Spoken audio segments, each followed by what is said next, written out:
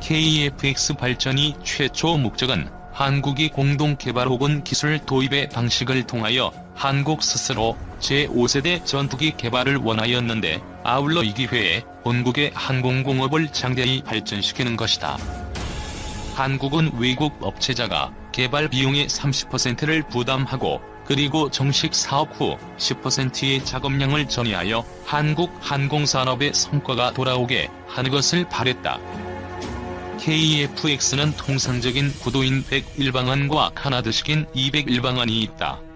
KF-X-101은 외형상 F-22에 유사하며 길이가 작고 DSI 공기 흡입구 디자인을 채용하였으며 일종의 F-35의 쌍발형에 가깝다. 다른 함종인 KF-X-201DMS 카나드식 구도로 쌍발 병렬 엔진 외 경사 미익으로 디자인으로 채용되었다. 비행기의 전익, 주익 및 수직 미익은 사다리형으로 균등하며 전익에는 각이 없으며 주익과 평명상의 있기보다는 주익보다 높이 있다. 미익 설계 또한 통상적으로 직접 설치하다. 기체상의 두 개의 외부 곡선 수직 경사 미익을 완전히 기울여 적외선 차단 작용의 특징이 있다. 아울러 지나치게 앞쪽과 안쪽으로 수직 미익이 비행기에서 각이 크게 향하여 비행 시 완전히 기체와 주익이 가려진다. 비교적 특별한 것은 지상 레이더의 접히 탐성 보증이며 KF-X-201의 기수 모서리는 날카로운 오변각부를 달았다. 이전 상업 모델 성공의 경험에 근거하여 한국은 제차 T-50대의 개발 수법을 채용할 것을 추측하며 외국 제조사의 프로그램 참여를 요청하여 설계, 설비 및 관련 생산 기술의 양도 제공이 관건이다. 이렇게 함으로써 개발 리스크를 줄이며 개발 시간을 단축하고 원가 절약이 가능해진다. 유럽과 미국 회사들 또한 KF-X 프로그램에 관심을 표시하였으며 스웨덴 샤브, 이즈, 보잉이 한국과 합작 의사가 있음을 표시하였다. 샤브는 포로샵 경쟁 입찰을 제시 중이며 단발과 쌍발 두 기체를 포함하며 P305와 P366으로 구별하여 명명하였다.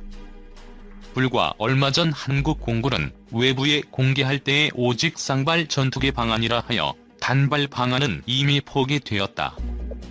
우선 KF-X 개발은 한국 공군이 요구로 쌍발 구도로 시작한 것이다. 이외의 단발형 방안은 일종의 스텔스 그리펜으로 제임즈 39를 토대로 한 스텔스성을 향상시킨 전투기라 할 수 있다. 이지는 한국이 유럽 파이터의 개조 개발을 희망하며 또한 한국의 무인 전투 항공기 시스템의 공동 개발을 제공으로 개발 및 최종 구매에 참여하기를 희망하고 있다. 이지는 유럽 파이터에서 향상된 더 나은 스텔스 성능과 첨단 센서 융합 기술과 새로운 디스플레이 기술을 갖출 수 있음을 나타냈다. KF-X 프로젝트에 대해서 보잉은 기존의 F-15에 없는 수직 미익 구성 방안 프로그램을 제시하였고, 항공기의 레이더 단면적과 전체적인 기계의 무게와 저항을 줄일 수 있음을 나타냈다. 세계 전투기 개발 영역에서 최고라 할 수 있는 록히드 마틴사는 KF-X 프로그램에 대하여 비교적 냉담한 반응이다. 이는 곧 경쟁 대상을 키울 가능성을 생각하여 그들은 오직 한국의 F-35를 수출만 가능하며 한국과 합작하여 신형 전투기 개발은 할 수 없음을 명확히 하였다. 한국 국방부 소속의 국방과학연구소는 KF-X 계획의 가장 확고한 지지자이며 추진자이다. 미래의 발전 부문에서 마땅히 중요하며 그들은 현재 적극적으로 정부 관련 부문에 주장을 펼치며 컨소시엄 개발을 견제하며 이미 스텔스 기체의 개념 설계를 완성하였다. ADD는 그들이 이미 스텔스 구조 설계와 관련 기술의 분석이 이미 되었으며 설계 방안의 축소 모형을 공개하였다. 그 외 ADD는 또한 그들이 1999년 시작하여 레이더 및 파동 재료 연구가 이미 초기 성과를 달성하였으며 아울러 F-4 전투기에서 성공하여 지상 실험을 진행하고 있다 선포하였다. ADD가 제시한 급진적 설계 방식과는 다르지만 한국 항공우주의 방안은 매우 보수적이다. 카이는 록히드 마틴사와 함께 F-16XL과 매우 유사한 전투기를 내놓았다. 7월에 새롭게 노출된 사진상에서 보듯 그 기체는 러시아제 T-50 유사하다. 이로 말미암아 KF-X는 기동 성능을 포기하고 전투기의 모든 성능이 첫째로 기동성을 대신하여 스텔스 효과를 전투기의 핵심 성능으로 하여 미국의 5세대 전투기 모델 타파를 시도한다고 볼 수 있다. 한국 KF-X 프로젝트의 태도에서 정책 결정자에 따라 다르다. 한국 그동안 일부 관리는 공군 F-35 조달 향후 업그레이드 및 개선에 도움이 될 것이라 말했다. 한국의 항공산업의 발전에 공헌과 인도네시아와 프로그램 공유 투자와 관련된 개발 작업에 참여에도 불구하고 한국에 결정적으로 KF-X로 하여금 거의 진행되었지만 KF-X는 아직 최종 결정되지 않았다. 어떠한 경우에도 미국의 제어로 한국의 전투기가 너무 고사양이 되는 것을 허용하지 않는다는 것을 록히드 마틴의 태도에서 볼 수 있다. 이러한 관점에서 이 사건을 억제하기 위해 미국과 동시에 국가의 기술적 한계로 한국 KF-X 전투기의 미국산 기술 광범위한 사용은 그 전망을 불확실하게 함을 알 수 있다.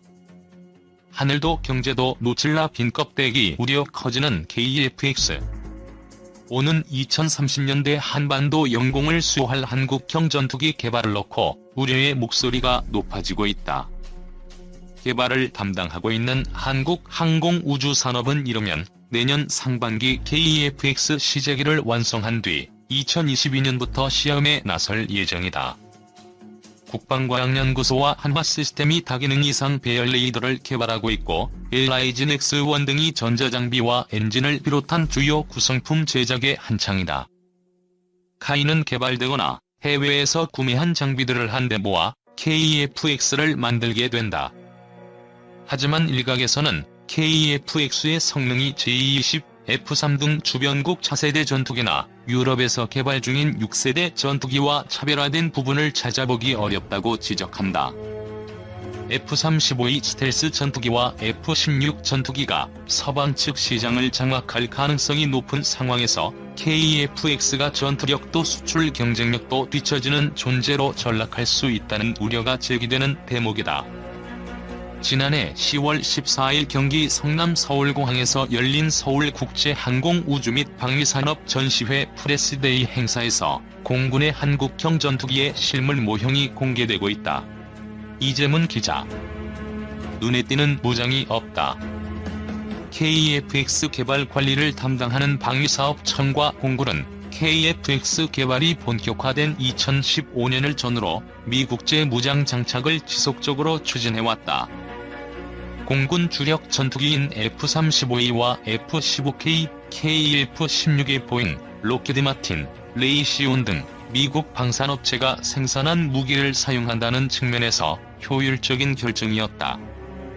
하지만 미국 정부의 무장 장착을 위한 체계 통합 기술 수출 승인 지연으로 암남과 사이드와 인더를 비롯한 주요 무장의 체계 통합을 KF-X 개발 기간에 진행하기는 쉽지 않다는 평가가 많았다.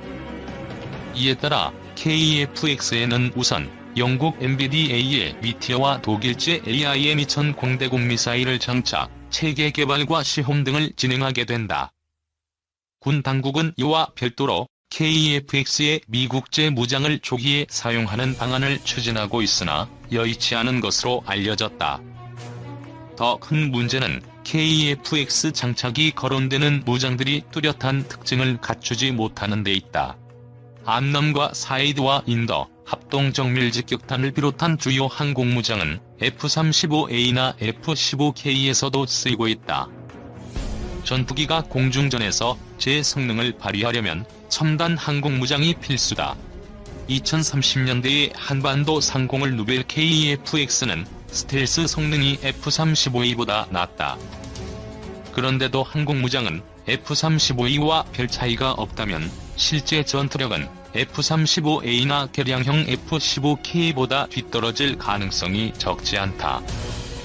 KF-X는 음속의 4배 속도로 100km 밖에 있는 적기를 격추시키는 미티어 공대공 미사일을 장착하게 된다. AESA 레이더의 발달로 전투기들의 공중전이 먼 거리에서 이루어지는 점을 감안하면 적절한 선택이라는 평가다.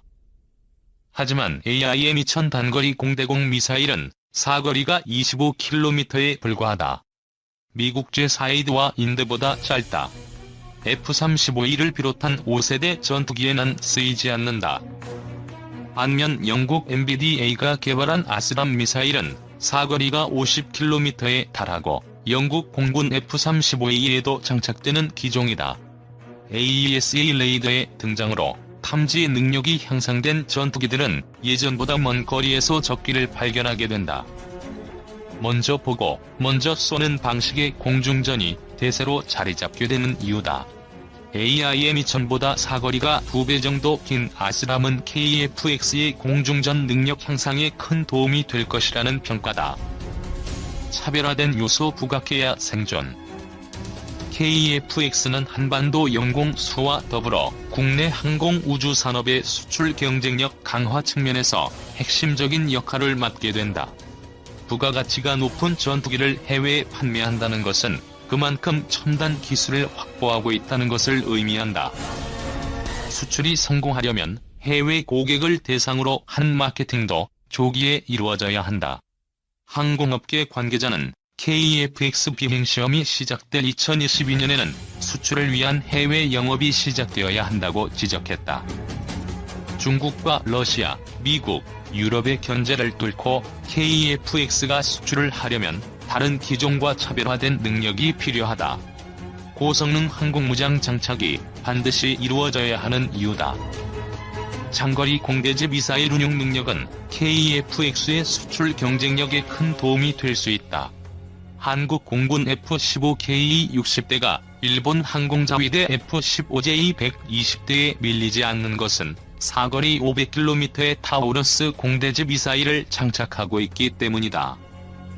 이와 관련해 ADD는 LIGN X-1과 함께 국산 장거리 공대지 미사일을 개발하고 있다. 지난해 5월 탐색 개발에 착수했으며 2022에서 2028년 체계 개발을 거쳐 200여 발을 생산한다는 계획이다. 총 사업비는 8,100억 원에 달한다. 문제는 국산 장거리 공대지 미사일의 KF-X 장착이 불투명하다는 점이다. 우선 개발 기간이 지나치게 낙관적이다. 타우러스는 스톰 섀도우 장거리 공대지 미사일 개발 경험을 갖춘 영국 MBDA와 스웨덴 사비의 합작으로 개발됐다. 미사일 개발 및 전투기 체계 통합 노하우가 풍부한 두 기업이 힘을 합쳤지만 실제 개발까지는 7에서 8년이 걸렸다. 공대지 미사일 개발 경험이 거의 없는 ADD가 개발 기간을 맞출 수 있을지는 미지수다. 개발이 완료되면 KF-X에 미사일을 통합하는 작업을 벌여야 한다. 타우러스를 F-15K에 체계 통합했을 때 2에서 3년 안팎의 시간과 800억 원의 비용이 소요됐다. 국산 장거리 공대지 미사일과 KF-X는 현재까지는 실용화되지 않은 무기다. 실전 배치되지 않은 무기를 상호 통합하는 과정에서 얼마나 많은 시간과 비용이 소요될지는 추정조차 쉽지 않다. 지난해 10월 14일 오전 경기도 성남시 서울공항에서 열린 서울국제항공우주 및 방위산업 전시회 2019 프레스데이에 다양한 종류의 항공장비 및 지상장비들이 전시돼 있다. 성남뉴스1. 우여곡절 끝에 체계 통합을 마쳐도 넘어야 할 산은 여전하다. 시험 발사를 통해 성능을 입증해야 하기 때문이다. 타우러스는 4년 동안 300회에 달하는 시험을 진행한 것으로 알려졌다. 타우러스 제작사는 전투기에 미사일을 장착한 뒤 이륙해 비행하는 과정과 발사 절차, 발사 후 비행, 목표물 파괴에 이르는 모든 단계를 철저히 점검했다. 특히 지상 표적에 명중하는 시험은 100여 회에 달할 정도로 많이 진행됐다. 도립 각도가 조금이라도 빗나가면 정확도와 파괴력이 크게 낮아진다. 이는 지하 벙커 파괴 여부와 직결된 부분이다.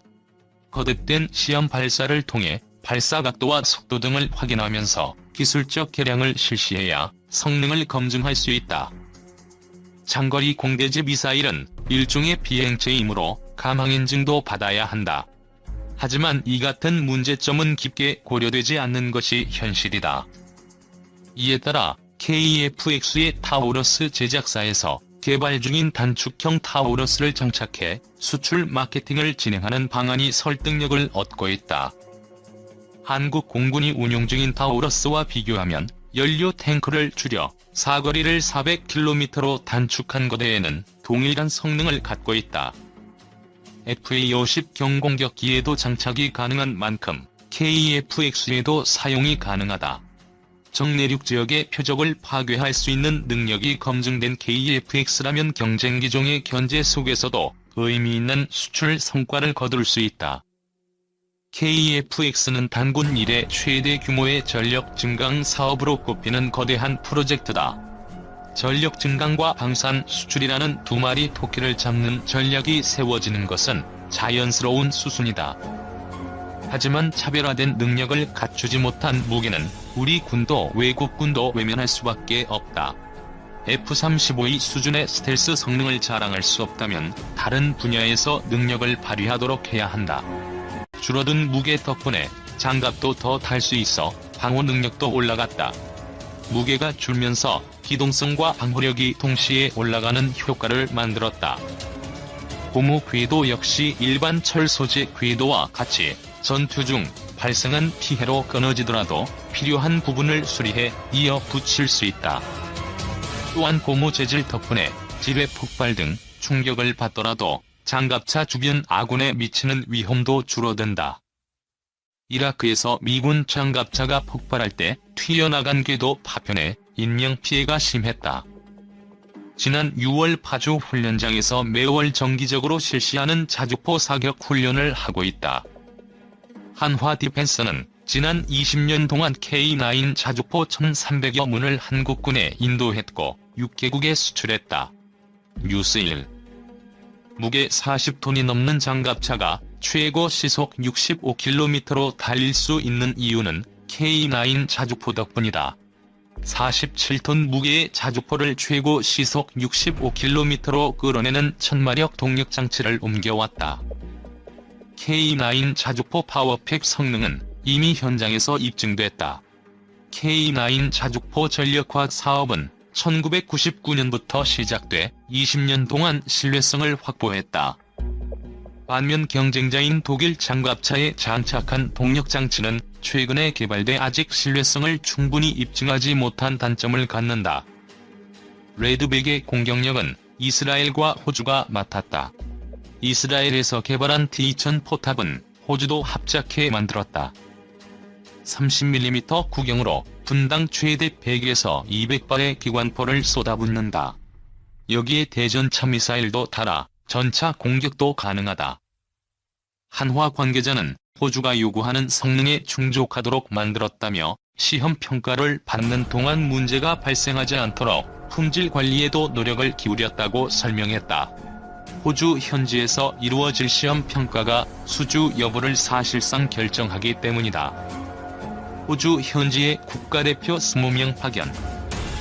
한화 디펜스 이성수 대표이사와 레드백 장갑차 시험평가 지원팀이 지난 24일 창원이 사업장에서 열린 호주 출정식에서 기념 촬영을 하고 있다. 한화는 호주와 본 계약 체결에 앞서 450억 규모의 성능 확인을 위한 RMA 계약을 맺고 시제품 3대를 전달하기로 했다. 호주는 현지에서 각종 성능 시험 평가와 호주군 운용자 평가를 통해 최종 우선 협상자를 선발한다. 시험 평가는 오는 11월부터 내년 8월까지 이루어지고 우선 협상자 선정은 2022년 말에 결정된다. 시제품 2대는 이날 평택항에 도착한 뒤 선적 과정을 거쳐 28일 출항할 예정이다. 8월 말 멜보른 항에 도착한 뒤 현지에서 호주와 이스라엘이 공동 개발한 포탑을 조립한다. 호주군 운용 교육을 마친 뒤 11월부터 본격적인 시험평가를 시작한다. 한화는 8월 말 항공편으로 직원 20명을 현장에 파견한다. 이들은 현지에 체류하며 시제품 성능 시험과 호주군 교육 등을 맡는다. 독일과의 경쟁에 나서는 국가대표 선수와 다름없다. 10월엔 시제품 1대가 추가로 출발해 각종 공격에 얼마나 버텨내는지 측정하는 방호력 시험 평가를 받을 예정이다. 최현호 군사 칼럼니스트는 한국의 레드백과 독일의 링스는 성능 면에서 우열을 가리기가 쉽지 않아 치열한 접전이 예상된다며 결국 호주 현지 조건에 최적화된 능력을 보여주는 장비가 선정될 가능성이 크다고 전망했다. 호주군 5조 원 사업 잡아라. 결승선에 선 국산 장갑차 레드백. 호주군이 진행 중인 수조 원 규모의 차세대 장갑차 사업 최종 후보 중 하나가 된 국산 장갑차가 있습니다. 한화디펜스가 개발한 미래형 장갑차 레드백인데요. 올 하반기부터 최종 사업자 선정을 위한 막바지 경쟁에 들어갑니다. 임성호 기자가 보도합니다. 갈색 장갑차가 빗줄기 속을 거침없이 내달립니다. 전면부엔 독거미 문양이 선명합니다. 국내 방산 기업인 한화디펜스가 개발한 미래형 장갑차인 레드백입니다. 호주의 맹독성 거미인 레드백의 이름을 딴 이 장갑차는 호주군의 차세대 장갑차 사업에 도전하고 있습니다. 전투 장갑차와 계열 차량 400여 대 102개만 5조 원, 총 사업비는 8에서 12조 원에 이르는 초대형 사업입니다. 레드백은 지난해 9월 미국의 제너럴 다이내믹스와 영국의 BAE 시스템즈 등 쟁쟁한 글로벌 방산 기업을 꺾고 사업 최종 후보 2곳 중 하나로 선정됐습니다. 레드백과 일전을 벌일 경쟁 기종은 독일 라인 메탈 사이링스 장갑차입니다. 무게 44톤의 다양한 근접무기 시스템을 갖췄고 최대 12명을 태우고 시속 70km로 달릴 수 있습니다. 이에 맞서는 레드백은 기본 재원은 비슷하지만 무게는 41톤으로 링스보다 가볍다는 게 강점입니다. 자체는 우리 군에서 충분히 검증된 K21 장갑차 기술과 K9 자주포 파워팩을 적용해 신뢰도를 높였고 30mm 포탑과 대전차 미사일, 원격 무장도 갖췄습니다. 안병철 한화디펜스 상무 호주군이 요구하는 방호 성능을 훨씬 뛰어넘는 방호 성능을 발휘할 것이고요. K9 자주포, K10 장갑차에서 활용된 파워팩을 활용해서 장비의 신뢰성을 획기적으로 높인 차세대 장갑차입니다. 여기에 해치를 닫고도 내부 스크린으로 360도를 감시하는 아이언 비전과 능동방어 시스템 등 첨단 기능도 적용됐습니다. 이번에 출고된 레드백 시제품 2대는 다음 달 말 호주에 도착해 11월부터 1년 가까이 시험 평가를 받은 뒤 2022년 최종 결과가 발표됩니다. 그간 미국과 유럽 방산업체가 장악했던 호주군 무기체계 시장에 국산 차세대 장갑차가 깃발을 꽂을 수 있을지 관심이 쏠립니다.